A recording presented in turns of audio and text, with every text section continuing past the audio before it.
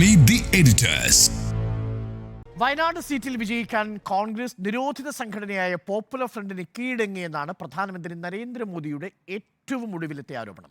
രാജ്യവിരുദ്ധ പ്രവർത്തനങ്ങളുടെ പേരിൽ നിരോധിക്കപ്പെട്ട പോപ്പുലർ ഫ്രണ്ടിന്റെ സഹായം കോൺഗ്രസിന് ലഭിച്ചതായും മോദി ആരോപിച്ചു. അതേസമയം ഛത്രപതി ശിവജി അടക്കമുള്ള ഇന്ത്യൻ രാജാക്കന്മാരെയും നിസാംമാരെയും സുൽത്താൻമാരെയും രാഹുൽ ഗാന്ധി ഈ പറയുന്ന ഛത്രപതി ശിവജി അടക്കമുള്ള ഇന്ത്യൻ രാജാക്കന്മാരെ രാഹുൽ ഗാന്ധി അധിക്ഷേപിച്ചുവെന്നും നിസാംമാരെയും ഒപ്പം സുൽത്താൻമാർക്കും അനുകൂലമായി സംസാരിക്കുന്നുവെന്നും ഒക്കെയാണ് മോദി ഇന്ന് പറഞ്ഞത്. രാജാക്കന്മാർ തന്നിഷ്ടപ്രകാരം ഭൂമി പിടിച്ചെടുത്തിരുന്നുവെന്ന രാഹുലിന്റെ പ്രസ്താവന ചൂണ്ടിക്കാട്ടിയാണ് വിമർശനം. ക്ഷേത്രങ്ങൾ തകർത്ത ഔറംഗസേബിന്റെ അതിക്രമങ്ങൾ കോൺഗ്രസിന് ഓർമ്മയില്ലേ എന്നും മോദി കൂട്ടിച്ചേർത്തു. हमारे सैकड़ों मंदिरों को तोड़ा, अपवित्र किया। कांग्रेस तो औरंगजेब का गुणगान करने वाली पार्टियों के साथ खुशी से गठबंधन करती है. ചോദ്യം ഇതാണ്, പ്രചരണ തന്ത്രം മാറ്റുന്നു.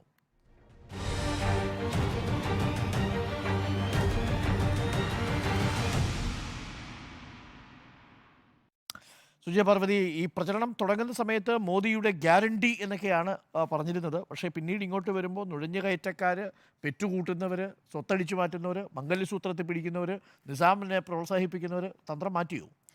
പ്രചരണ തന്ത്രം മാറ്റിയെന്ന് തോന്നുന്നത് ഈ പ്രചരണ തന്ത്രം 7 ഘട്ടങ്ങളിലേക്കുമായി എന്താണ് തീരുമാനിച്ചിരുന്നത് എന്ന് വ്യക്തമാകാത്തവരായിരിക്കും എന്നാണ് എനിക്ക് തോന്നുന്നത്. കാരണം ഈ വിഷയം നമ്മൾ നേരത്തെ ചർച്ചയ്ക്കെടുത്തപ്പോഴും, അതായത് ഇൻഫിൽട്രേറ്റേഴ്സിനെ കുറിച്ച് പറഞ്ഞ ഭാഗം ചർച്ചയ്ക്കെടുത്തപ്പോഴും ഞാൻ പറഞ്ഞിരുന്നു, 2ാം ഘട്ടം കഴിയുമ്പോഴേക്ക് ഇതിൻ്റെ കുറച്ചുകൂടി ഒരു എക്സ്റ്റൻഷനിലേക്ക് പോകുമെന്നുള്ളത്. അതാണിപ്പോൾ സംഭവിച്ചുകൊണ്ടിരിക്കുന്നത്. 3ാം ഘട്ട വോട്ടെടുപ്പിലേക്ക് പോവുകയാണ്. ഓരോ ഇടത്തും എന്താണോ യോജിച്ചത് ആ വിഷയങ്ങൾ കൃത്യമായി എടുത്തു പറയുക. കർണാടകത്തിൽ പറയേണ്ട കാര്യങ്ങളായിരിക്കില്ല രാജസ്ഥാനിൽ പറയേണ്ടത്, രാജസ്ഥാനിൽ പറയുന്നതായിരിക്കില്ല വടക്ക് കിഴക്കൻ സംസ്ഥാനങ്ങളിൽ പറയുന്നത്. കൃത്യമായ പ്രചാരണതന്ത്രമുള്ള പാർട്ടിയാണ് BJP. അതുപോലെ തന്നെ നരേന്ദ്രമോദി കഴിഞ്ഞ തെരഞ്ഞെടുപ്പുകളിലൊക്കെ ആ രീതിയിൽ തന്നെയാണ്. അതായത് ഈ ക്യാമ്പയിൻ സ്ട്രാറ്റജി എന്ന് പറയുന്നത് ഒരു മൊമെന്റിൽ പെട്ടെന്ന് തട്ടിക്കൂട്ടിയെടുക്കുന്ന കോൺഗ്രസിനെ പോലെയോ അല്ലെങ്കിൽ ഇടതുപക്ഷ പാർട്ടികളെ പോലെയോ അല്ല, അല്ലെങ്കിൽ അപ്പോൾ കിട്ടുന്ന വാചകം എടുത്തുകൊണ്ട് അത് വെച്ചുള്ള വാചക കസർത്തിലേക്ക് പോകുന്നതോമല്ല. കൃത്യമായി തന്നെ ഈ പോപ്പുലർ ഫ്രണ്ടിന്റെ വിഷയം ഉന്നയിക്കാൻ ഉദ്ദേശിച്ചിരുന്നു. അതിന് കൊടികൂടി ഉണ്ടായിരുന്നെങ്കിൽ കുറച്ചുകൂടി മികച്ചു നിന്നേനെ എന്നായിരുന്നു സ്ട്രാറ്റജി. അത് മനസ്സിലാക്കിക്കൊണ്ടാണല്ലോ രാഹുൽ ഗാന്ധി കൊടി താഴ്ത്തിയതും പേടിച്ചോടിയതുമൊക്കെ. വയനാട്ടിൽ പ്രചാരണത്തിൽ ഒരിടത്ത് പോലും ലീഗിന്റെ കൊടി ഉപയോഗിക്കുന്നില്ല. ഇതിലേക്ക് വരുന്നത് എങ്ങനെയാണ്, ഇപ്പോൾ പറഞ്ഞ ഈ വാചകങ്ങളിലേക്ക് വരുന്നത് എങ്ങനെയാണ് എന്നുകൂടി നമ്മൾ നോക്കണം. അതായത് ആദ്യഘട്ടത്തിൽ പറഞ്ഞത് എന്തായിരുന്നു? ആദ്യഘട്ടത്തിൽ പറഞ്ഞിരുന്നത് ഈ മോദിയുടെ ഗ്യാരണ്ടി.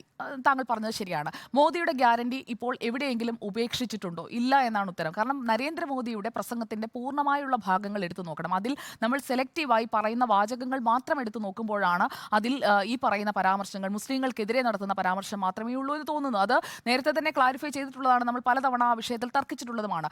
90 സെക്കൻഡ്, അതായത് 90 സെക്കൻഡ് മുതൽ 2 മിനിറ്റ് വരെ അല്ലെങ്കിൽ 3 മിനിറ്റ് വരെ മാത്രം പോകുന്ന ഭാഗത്തായിരിക്കും ഇങ്ങനെയുള്ള കാര്യങ്ങൾ. അത് ആദ്യഘട്ടം മുതലേ ഉണ്ട്. 1ാം ഘട്ടം മുതൽ തന്നെ ഇങ്ങനെയുള്ള കാര്യങ്ങൾ പറയുന്നുണ്ട്. പക്ഷേ അത് അഗ്രസീവായി പറഞ്ഞു തുടങ്ങിയത് 2ാം ഘട്ടത്തിലാണ്. അത് ടു അഗ്രസീവായി പറഞ്ഞു തുടങ്ങുന്നത് 3ാം ഘട്ടം മുതലാണ്. അത് കൃത്യമായിട്ടുള്ള ഒരു പോൾ സ്ട്രാറ്റജി തന്നെയാണ്. പിന്നെ വയനാട്ടിൽ വിജയിക്കാൻ പോപ്പുലർ ഫ്രണ്ടിന്റെ സഹായം തേടി എന്നുള്ള അലിഗേഷൻ, കേരളവുമായുള്ള അലിഗേഷനിൽ നിന്ന് തുടങ്ങിയാൽ രാഹുൽ ഗാന്ധിക്കെതിരെയുള്ള നരേന്ദ്രമോദിയുടെ ആരോപണത്തിന്റെ അടിസ്ഥാനം അമേഠിയിൽ രാഹുൽ ഗാന്ധി മത്സരിക്കാൻ പോകുന്നു. അമേഠിയിൽ മത്സരിക്കാൻ പോകുന്ന രാഹുലിനെതിരെ വയനാട്ടിൽ ഇങ്ങനെ ഒരു കാര്യം ചെയ്തു എന്ന് പറയണം. കാരണം വയനാട്ടിൽ മുസ്ലിം ലീഗിന്റെ അല്ലെങ്കിൽ മുസ്ലിം വോട്ട് കൂടുതലായി നേടിക്കൊണ്ടാണ് രാഹുൽ ഗാന്ധി വിജയിക്കുന്നത്. കഴിഞ്ഞ തവണ നമ്മൾ കണ്ടതാണ്. അപ്പോൾ ആ ഒരു ഒന്നിച്ചുള്ള പോളിംഗ് അത് അമേഠിയിൽ മത്സരിക്കാൻ പോകുന്നത് എങ്ങനെയാണ്? അവിടെ ശിവഭക്തനായ രാഹുൽ ഗാന്ധിയാണ് കാണാൻ പോകുന്നത്. നിറയെ സിന്ദൂരം വാരിയണിയുന്ന രാഹുൽ ഗാന്ധി ആയിരിക്കും അവിടെ പ്രചാരണത്തിനിറങ്ങുക. അപ്പോൾ രാഹുൽ ഗാന്ധിയുടെ ഈ ഡ്യുവൽ ഫേസ് അത് എക്സ്പോസ് ചെയ്യപ്പെടേണ്ടത് തന്നെയാണ്. അതിൽ ഒരു സംശയവുമില്ല. അതുകൊണ്ട് തന്നെയാണ് SDPI വാർത്താ സമ്മേളനം വിളിച്ച് കോൺഗ്രസിനും UDFനും പിന്തുണ പ്രഖ്യാപിച്ചത് ആസ്പദമാക്കിക്കൊണ്ട്. ബേസ്ലെസ് ആയുള്ള ഒരു അലിഗേഷൻ അല്ല. ആ പിന്തുണ പ്രഖ്യാപിച്ചത് അടിസ്ഥാനമാക്കിക്കൊണ്ട് തന്നെയാണ് പോപ്പുലർ ഫ്രണ്ടിന്റെ സഹായം തേടി എന്ന് പറയുന്നത്. കാരണം SDPI പോപ്പുലർ ഫ്രണ്ടിന്റെ ഒരു പൊളിറ്റിക്കൽ ആമാണ്, രാഷ്ട്രീയ രൂപമാണ്. അത് തന്നെയാണ് നരേന്ദ്രമോദി പറഞ്ഞത്. അത് ഇനിയും പറഞ്ഞുകൊണ്ടേയിരിക്കും. അമേഠിയിൽ കൂടുതൽ ശക്തമായി പറയും. പിന്നെ ആദ്യം വോട്ട് പിന്നെ ഭക്ഷണം കഴിക്കാം എന്നാണ് കർണാടകത്തിൽ നരേന്ദ്രമോദി ആഹ്വാനം ചെയ്തത്. അതെന്തുകൊണ്ടാണ്? അത് ചൂട് കാലം കൂടി ആയതുകൊണ്ട് കൂടിയാണ്. പോളിംഗ് ശതമാനം കുറഞ്ഞത് നരേന്ദ്രമോദിക്ക് മാത്രമല്ല തിരിച്ചടിയാകാൻ പോകുന്നത്. അത് കേരളത്തിൽ എങ്ങനെയാണ് വരിക എന്ന് നമുക്ക് കണ്ടറിയാം. അപ്പോൾ പോളിംഗ് ശതമാനം കുറയാൻ കാരണം ഈ ചൂടടക്കമുള്ള ഘടകങ്ങൾ ഉണ്ട് എന്നതുകൂടി നമ്മൾ മനസ്സിലാക്കണം. മാത്രമല്ല 2004 ശേഷമുള്ള 2009, 2014, 2019 ആ സമയത്തൊക്കെ കണ്ട ഒരു തരംഗമൊന്നുമല്ല ഇത്തവണ വിധി എഴുതാൻ പോകുന്നത് പോകുന്നത് ഡെവലപ്മെന്റ് പൊളിറ്റിക്സിന് അനുകൂലമായിട്ട് തന്നെയാണ്. പിന്നെ പ്രാദേശിക വിഷയങ്ങൾ ചർച്ചയാക്കാതെ പ്രാദേശിക നേതാക്കളെ കൊണ്ട് ദേശീയ വിഷയങ്ങൾ സംസാരിപ്പിക്കുക എന്നുള്ള സ്ട്രാറ്റജി ഫേസ് 1 മുതൽ തന്നെയുണ്ട്. പിന്നെ ഹിന്ദു വോട്ടുകളുടെ ഒരു ഏകീകരണം അത് സംഭവിക്കുന്നതിനായിട്ടുള്ള സ്ട്രാറ്റജി എന്ന് പറയുന്നത് അത് കാലങ്ങളായി എടുത്തുകൊണ്ടിരിക്കുന്നതാണ്. പിന്നെ 1-2 കാര്യങ്ങൾ കൂടി ഞാൻ പറഞ്ഞ് അവസാനിപ്പിക്കാം. കോൺഗ്രസിന്റെ PCC അധ്യക്ഷൻ രാജിവെച്ചിട്ട് ആ പുറത്തേക്ക് പോകുന്ന PCC അധ്യക്ഷനെ തിരിച്ചു കൊണ്ടുവരാനായി വിട്ടുപോകില്ല എന്ന് പറയിപ്പിക്കുന്നതിനായി അവരവിടെ കിടന്ന് കൈകാലിട്ടടിക്കുന്ന സമയത്താണ് ഇവിടെ നരേന്ദ്രമോദി ചെയ്യുന്നതെല്ലാം കുറ്റം എന്ന രീതിയിൽ ചർച്ചകൾ നടക്കുന്നത്. പിന്നെ വോട്ടിംഗ് മെഷീനെ കുറിച്ചുള്ള കുറ്റം പറച്ചിൽ അത് തീർന്നു. അത് സുപ്രീം കോടതി തീർപ്പാക്കിയതോടെ ഇനി അതേക്കുറിച്ചുള്ള ചർച്ച ഉണ്ടാകില്ല. അതും നരേന്ദ്രമോദി പറഞ്ഞിട്ടുണ്ട്, അതും ചർച്ചയാകില്ല. പിന്നെ your dreams are my resolution എന്ന് പ്രധാനമന്ത്രി കർണാടകയിലെ പ്രസംഗത്തിൽ പറഞ്ഞതും ചർച്ചയാകില്ല. SC ST OBC റിസർവേഷൻ ഒരിക്കലും മാറ്റി എന്ന് പറഞ്ഞതും ചർച്ചയാകില്ല. കോൺഗ്രസിന്റെ പ്രകടന പത്രികയിൽ മുസ്ലിം ലീഗിന്റെ മുദ്ര പതിഞ്ഞിട്ടുണ്ട് എന്ന് ആദ്യഘട്ടത്തിൽ തന്നെ നരേന്ദ്രമോദി പറഞ്ഞതാണ്. അത് ഫേസ് 2-ലും ഫേസ് 3-ലും ഫേസ് 7 വരെയും അത് ആവർത്തിക്കും എന്നുള്ളത് ഷുവറാണ്. അധികാരത്തിലെത്തിയാൽ ചെയ്യാൻ ഉദ്ദേശിക്കുന്നത് രാജ്യത്ത് 3 കോടിയോളം വീടുകൾ നിർമ്മിക്കണം, 70 വയസ്സിന് മുകളിലുള്ള സ്ത്രീകൾക്കും പുരുഷന്മാർക്കും 5 ലക്ഷം വരെ ചെലവ് വരുന്ന ചികിത്സ സൗജന്യമാക്കണം തുടങ്ങിയ മോദി ഗ്യാരണ്ടി അത് 7ാം ഘട്ടം വരെയും പറയും. അതിലൂന്നി തന്നെയാണ് ഡെവലപ്മെന്റ് പൊളിറ്റിക്സ് തന്നെയാണ് സ്ട്രാറ്റജി. അതിന്റെ ഒപ്പം കുറച്ച് വർഗീയത. പ്രധാനമന്ത്രി നരേന്ദ്രമോദിയാണ് BJPയുടെ ഏക മുഖം. മുഖ്യ പ്രചാരകൻ നരേന്ദ്രമോദിയാണ്. നരേന്ദ്രമോദി എന്തൊക്കെയാ പറയുന്നത്? Katchatheevu, the Kerala story, mutton കറി, മീൻ പൊരിച്ചത്, മുസ്ലിങ്ങൾക്കെതിരെ പെറ്റുകൂട്ടുന്നവർ, നുഴഞ്ഞുകയറ്റക്കാർ, മംഗല്യസൂത്രം. നമുക്കൊരു പ്രധാനമന്ത്രിയുടെ നിലവാരത്തിലുള്ള ഒരാൾ തെരഞ്ഞെടുപ്പ് വേദിയിൽ ഉന്നയിക്കേണ്ട വിഷയങ്ങളാണോ ഇവയൊക്കെ തന്നെയും? ഇന്നിപ്പോൾ PFIയും ഉന്നയിച്ചിരിക്കുന്നു എന്നുള്ളതാണ്. നോക്കൂ, ഞാൻ ഈ വിഷയത്തിലൊന്നും തൊടാൻ ഉദ്ദേശിക്കുന്നില്ല. BJPയുടെ ആദ്യത്തെ മുദ്രാവാക്യം എന്ന് പറയുന്നത് അബ്കെ ബാർ 400 പാർ ആണ്. അത് പതുക്കെ മുക്കിക്കളഞ്ഞു. എന്താ കാര്യം എന്നറിയാമോ? ഈ അബ്കെ ബാർ 400 പാർ എന്ന് പറയുന്ന മുദ്രാവാക്യം ഉയർത്തിയതോടുകൂടി ഇന്ത്യയിലെ ജനങ്ങൾക്ക് ബോധ്യമായിരിക്കുന്നു ഇവർ ഭരണഘടന മാറ്റുകയാണ്, ഇവർ സംവരണം എടുത്തു കളയാൻ ശ്രമിക്കുകയാണ് എന്ന്. രാജ്നാഥ് സിംഗ് ദ ഹിന്ദുവിന് കൊടുത്തിട്ടുള്ള ഒരു ഇൻ്റർവ്യൂവിൽ പറഞ്ഞിട്ടുള്ള രണ്ട് പ്രധാനപ്പെട്ട കാര്യങ്ങളെന്ന് പറയുന്നത്, ഒന്ന് ഭരണഘടന ഞങ്ങൾ മാറ്റാൻ പോകുന്നില്ല എന്നുള്ളതാണ്, രണ്ട് ഞങ്ങൾ റിസർവേഷൻ മാറ്റാൻ പോകുന്നില്ല എന്ന്. പ്രധാനമന്ത്രിയുടെ economic advisory council chairman Bibek Oberoi അദ്ദേഹം പറയുന്നത് ഭരണഘടന മാറ്റുമെന്നല്ല, ഭരണഘടനയിൽ ഭേദഗതി വരുത്തുമെന്നല്ല, ഭരണഘടന അപ്പാടെ മാറ്റണം എന്നുള്ളതാണ്. നമുക്കറിയാം അനന്തകുമാറിൻ്റെ സ്റ്റേറ്റ്മെൻറ്റ്, 400 സീറ്റ് കിട്ടിയാൽ മാത്രമേ ഭരണഘടന മാറ്റാൻ പറ്റുള്ളൂ. വലിയ പ്രതിസന്ധിയിലാണ് BJP ഇപ്പോൾ നിൽക്കുന്നത്. മുദ്രാവാക്യം ഉടച്ചു വാർക്കേണ്ട അവസ്ഥയിലേക്ക് BJP പോവുകയാണ്. കാരണം തോൽവി മുന്നിക്കാണ്. ഇന്ന് ഛഗൻ ഭുജ്ബൽ പറയുന്നത് എന്താണെന്നറിയാമോ? ഛഗൻ ഭുജ്ബൽ പവാർ പക്ഷത്തെ അജിത് പവാർ പക്ഷത്തെ ഏറ്റവും പ്രധാനപ്പെട്ട നേതാവാണ്. 2014, 2019 പോലെ മഹാരാഷ്ട്രയിൽ എളുപ്പമായിരിക്കില്ല എന്നാണ് പറയുന്നത്. ഉദ്ധവ് പവാർ സഹതാപ തരംഗം അവിടെ ആഞ്ഞടിക്കുന്നു എന്നുള്ളതാണ്. നാഷിക്കിൽ നിന്ന് അയാൾ മത്സരിക്കുന്നില്ല എന്ന് പറഞ്ഞ് പിൻവാങ്ങുകയാണ് ചെയ്തത്. അപ്പോൾ BJP പോകെ വടക്കൻ പടിഞ്ഞാറൻ ഇന്ത്യയിൽ പോകെ സ്ഥാനാർത്ഥികൾ പിൻവാങ്ങുന്ന സ്ഥിതിവിശേഷത്തിലേക്ക് എത്തിയിരിക്കുന്നു. ഓക്കെ, പർഷോത്തം രുപാല എന്ന് പറയുന്ന ഗുജറാത്തിലെ ഒരു നേതാവ് ഉയർത്തിവിട്ടിരിക്കുന്ന ഒരു വലിയ വിവാദം, ഗുജറാത്തിൽ 7-8 സീറ്റുകൾ വരെ ഒരുപക്ഷെ തങ്ങളുടെ കൈപ്പിടിയിൽ നിന്ന് 26 സീറ്റുകളിൽ നിന്ന് ഒലിച്ചു പോകാമെന്നുള്ളൊരു ഭയം BJP ബാധിച്ചിരിക്കുന്ന ഒരു ഘട്ടത്തിൽ കൂടിയാണ് നമ്മൾ ഈ പ്രചരണതന്ത്രം മാറ്റുന്നു എന്ന ചോദ്യം ചർച്ച ചെയ്യുന്നത്. അവിടെ രുഖി സമാജ് എന്ന് പറയുന്ന സംഘടനയുടെ രാജ്കോട്ടിലെ യോഗത്തിൽ സംസാരിക്കുമ്പോൾ പറഞ്ഞത് എന്താ, വിദേശികൾക്ക് വേണ്ടി അവർക്ക് വേണ്ടി കോംപ്രമൈസ് ചെയ്ത് അവരെ മക്കൾക്ക് കിട്ടിച്ചു കൊടുത്ത് അവരുമായി സന്ധി ചെയ്തവരാണ് ഇവിടുത്തെ രജപുത്ര വിഭാഗത്തിൽപ്പെട്ട ക്ഷത്രിയരെന്നാണ്. ആ ക്ഷത്രിയ സമാജ് ഇന്ന് ഗുജറാത്തിൽ BJPക്കെതിരെ നിലപാടെടുത്തിരിക്കുന്നു. പാട്ടീദാർ വിഭാഗത്തിന് 17% അവരുടെ പ്രസൻസ് ഉണ്ട്. രജപുത്ത് വിഭാഗം നിർണായകമാണ്. അത് ക്ഷത്രിയ വിഭാഗം നിർണായകമായിരിക്കുന്ന ബെൽറ്റുകളിൽ പോലും BJP തിരിച്ചടി നേരിടുന്നു എന്ന ഒരു ബോധ്യം വരുമ്പോഴാണ് ആദ്യഘട്ടത്തിൻ്റെ പ്രചരണത്തിൻ്റെ തന്ത്രം ഇത്ര പോരാ വർഗീയത എന്ന് തീരുമാനിക്കുകയും വർഗീയത ആളിക്കത്തിക്കാൻ തീരുമാനിക്കുകയും ചെയ്യുന്നത്. നോക്കൂ, 2014 അബ്കി ബാർ മോദി സർക്കാർ എന്ന പ്രചരണവുമായിട്ട് എത്തുന്നു. 2019 ആകുമ്പോഴേക്കും മോദി ഉണ്ടെങ്കിലെല്ലാം സാധ്യമാണെന്ന് പ്രചരണം കൂട്ടുന്നു. അപ്പോഴും മോദിയിലേക്ക് ചുരുങ്ങി മൂന്നാമത്തെ തെരഞ്ഞെടുപ്പ് ആകുന്ന സമയത്ത് പാർട്ടിയുടെ മാനിഫെസ്റ്റോയുടെ പേര് തന്നെ മോദിക്ക് ഗ്യാരണ്ടി എന്നാക്കി മാറ്റുന്നു. എന്ന് പറഞ്ഞാൽ അവരാദ്യം പറഞ്ഞത് നേഷൻ ഫസ്റ്റ് എന്നാണ്. Party nation first, party next, ഏറ്റവും ഒടുവിലാണ് സെൽഫ് ലാസ്റ്റ് എന്ന് പറഞ്ഞിരുന്നത്. ഇപ്പോൾ അതൊക്കെ മാറി.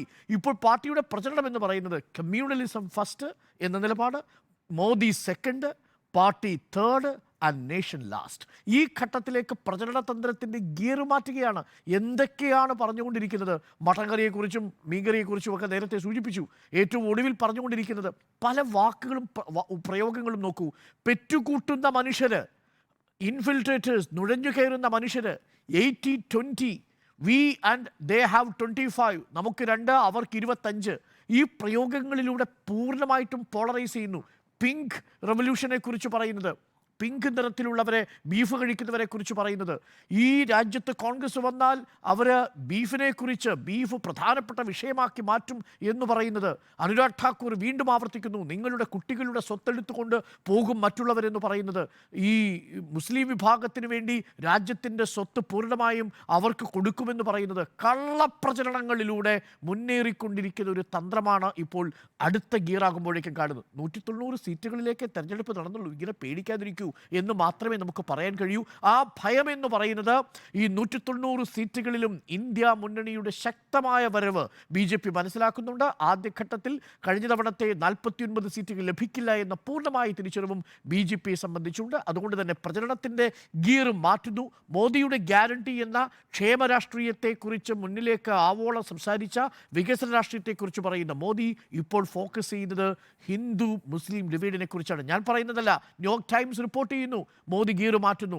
അൽ ജസീറ പറയുന്നു ഇതാ ഒരു ഹേറ്റ്രഡിൻ്റെ, വിദ്വേഷത്തിൻ്റെ രാഷ്ട്രീയം പറഞ്ഞുകൊണ്ടുവരുന്നു. ഹേറ്റ് ലാബ് എന്ന് പറയുന്ന വാഷിംഗ്ടണിലെ സംഘടന പറയുന്നു 75% വിദ്വേഷ പ്രസംഗവും BJP ക്യാമ്പുകളിൽ നിന്നാണ് എന്ന ഒരു ശക്തമായ വസ്തുതയും നമ്മുടെ മുന്നിലുണ്ട്. അപ്പോൾ പ്രചരണതന്ത്രം മാറ്റുന്നു എന്നത് ശരിയായ നിരീക്ഷണമാണ്. കാരണം നിലവിൽ ഫീൽഡിൽ അത്ര അനുകൂലമായ തരംഗമില്ല എന്നത് BJP തിരിച്ചറിയുന്നുണ്ട് എന്നുള്ളതാണ്. ഒരു കാര്യം കൂടി സുജിയ പറഞ്ഞതുപോലെ, ഈ SDP-യുടെ പിന്തുണ കോൺഗ്രസ് തേടിപ്പോയതല്ല, കോൺഗ്രസിന് SDP പിന്തുണ കൊടുത്തതാണ്. പക്ഷേ കോൺഗ്രസ് തള്ളിപ്പറഞ്ഞു. 2 ദിവസത്തിനുള്ള 48 മണിക്കൂർ കഴിയുമ്പോൾ വൈകിയെങ്കിൽ പോലും കോൺഗ്രസ് തള്ളിപ്പറഞ്ഞു. അതുകൊണ്ട് ഇന്നും മോദി ഒരു പച്ചക്കള്ളം കൂടി പറഞ്ഞിരിക്കുന്നു. ഈ പോപ്പുലർ ഫ്രണ്ടിന്റെ വോട്ട് തേടിപ്പോയി എന്ന് പറഞ്ഞാൽ പച്ചക്കള്ളം. അവരുടെ പിന്തുണയുണ്ടെന്നാണ്. പിന്തുണയില്ല, പിന്തുണ വേണ്ട എന്ന് പാർട്ടി നിലപാടെടുത്തിട്ടുണ്ട്. പിന്നീട് എന്തിനാണ് നരേന്ദ്രമോദി കള്ളം പറയുന്നത്? പിന്തുണ വേണ്ടെന്ന് പറഞ്ഞത് കോൺഗ്രസ് അല്ലേ? പിന്തുണ വേണ്ടെന്ന് പറഞ്ഞിട്ട് PFI പിന്തുണ വേണ്ടെന്ന് പറഞ്ഞത് കോൺഗ്രസ് അല്ലേ? വേറെ ആർക്കും പറഞ്ഞില്ലല്ലോ. ഉണ്ണി ബാലകൃഷ്ണൻ നോക്കൂ, 2014-ലും 2019-ലും നടന്ന 2 ലോക്സഭാ തെരഞ്ഞെടുപ്പുകളിലും ആ തെരഞ്ഞെടുപ്പിൻ്റെ അജണ്ടയെ നിശ്ചയിച്ചത് BJP ആയിരുന്നു.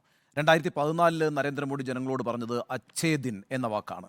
2019 ദേശസുരക്ഷ എന്ന വാക്കാണ്. ഈ 2 വാക്കുകൾ വെച്ച് 2 തെരഞ്ഞെടുപ്പിലെയും അജണ്ട നിശ്ചയിച്ച് മുന്നോട്ട് പോയ പാർട്ടിയും നേതാവുമാണ് BJPയും നരേന്ദ്രമോദിയും. പക്ഷേ 2024 ഈ തെരഞ്ഞെടുപ്പിൽ അജണ്ട നിശ്ചയിക്കാൻ കോൺഗ്രസിന് കഴിഞ്ഞു, പ്രതിപക്ഷത്തിന് കഴിഞ്ഞു എന്നുള്ളതാണ് യാഥാർത്ഥ്യം. നോക്കൂ, ഇപ്പോൾ നരേന്ദ്രമോദിയുടെ എല്ലാ പ്രസംഗവും കോൺഗ്രസ് മാനിഫെസ്റ്റോയോടുള്ള റെസ്പോൺസാണ്. അങ്ങനെയാണ് അത് സംഭവിച്ചിരിക്കുന്നത്. എന്ന് മാത്രവുമല്ല, 2014-ലോ 2019-ലോ നരേന്ദ്രമോദി പറഞ്ഞിട്ടുണ്ടോ ഇവർ വിജയിച്ചു വന്നാൽ? അങ്ങനൊരു വാക്ക് പറഞ്ഞിട്ടുണ്ടോ? അങ്ങനൊരു വാക്ക് പറയേണ്ട സാഹചര്യം ഇന്ത്യയിൽ ഉണ്ടായിരുന്നില്ലല്ലോ. ഇപ്പം നരേന്ദ്രമോദി പറഞ്ഞുകൊണ്ടിരിക്കുന്നത് എന്താണ്? ഇവർ വിജയിച്ചു വന്നാൽ നിങ്ങളുടെ മംഗൾസൂത്ര കൊണ്ടുപോകും എന്നാണ്. ഒരു സാധ്യത അവിടെ നിൽക്കുകയാണ്. അതെ, ആ സാധ്യതയെ അംഗീകരിച്ചിരിക്കുന്നു നരേന്ദ്രമോദി എന്നാണ്. നരേന്ദ്രമോദി ഈ പറയുന്ന BJPയുടെ ഒരു മാനിഫെസ്റ്റോയെ കുറിച്ച് ഒന്നും പറയുന്നില്ല. മറിച്ച് കോൺഗ്രസും പ്രതിപക്ഷ ഇന്ത്യ സഖ്യവും മുന്നോട്ട് വെച്ചിട്ടുള്ള മാനിഫെസ്റ്റോയിലെ കാര്യങ്ങളെ ഖണ്ഡിച്ചുകൊണ്ടുള്ള പ്രചാരണം നടത്താൻ നിർബന്ധിതനായിരിക്കുന്നു. അങ്ങനെ 10 വർഷങ്ങൾക്ക് ശേഷം മോഡിയുടെ കയ്യിൽ നിന്നും BJPയുടെ കയ്യിൽ നിന്നും ഈ തെരഞ്ഞെടുപ്പ് അജണ്ട പോയിരിക്കുന്നു. അത് പ്രതിപക്ഷത്തിന് മുന്നോട്ട് വയ്ക്കാൻ കഴിഞ്ഞിരിക്കുന്നു എന്നുള്ളതാണ് യാഥാർത്ഥ്യം. ഒരു ഘട്ടത്തിൽ ഒരു മുദ്രാവാക്യം, 2ാം ഘട്ടത്തിൽ 2ാമത്തെ മുദ്രാവാക്യം, 3ാം ഘട്ടത്തിലെ മുദ്രാവാക്യം, 3ാം ഘട്ടത്തിൽ അങ്ങനെയില്ല. ഒരു രാജ്യത്തെ തെരഞ്ഞെടുപ്പിലേക്ക് ഒരു മുദ്രാവാക്യം ഉണ്ടാകും. ആ മുദ്രാവാക്യവും ഒരു അജണ്ട എല്ലാ ഘട്ടങ്ങളിലും ഉപയോഗിക്കുക. അങ്ങനെ ഒരു അജണ്ട ഉപയോഗിക്കാൻ കഴിയാതെ പോയതിൻ്റെ അടിസ്ഥാന കാരണം 1ാം ഘട്ടത്തിന് മുമ്പും BJP മുന്നോട്ട് വെച്ചതും മോഡി മുന്നോട്ട് വെച്ചതും ഗ്ലോബൽ എക്കണോമിക് പവറിനാണ്. അതായത് ഇന്ത്യയെ ഒരു വലിയ സാമ്പത്തിക ശക്തിയാക്കാൻ പോകുന്നുവെന്നാണ്.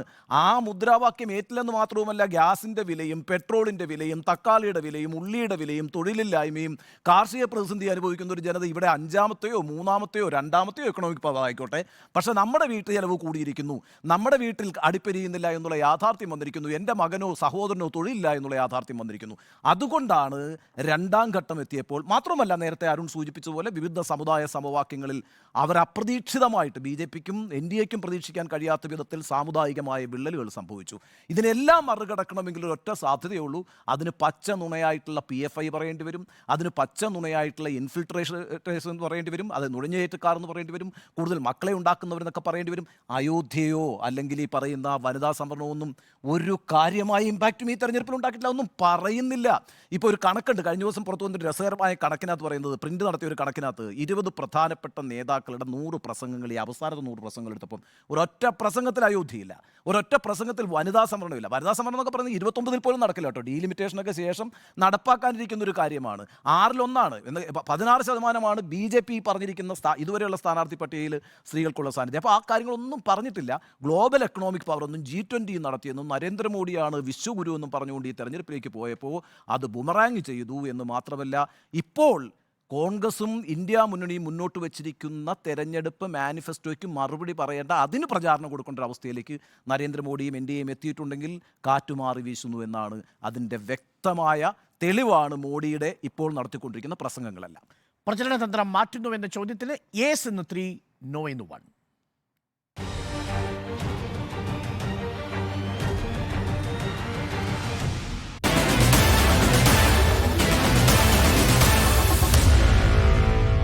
Meet the editors.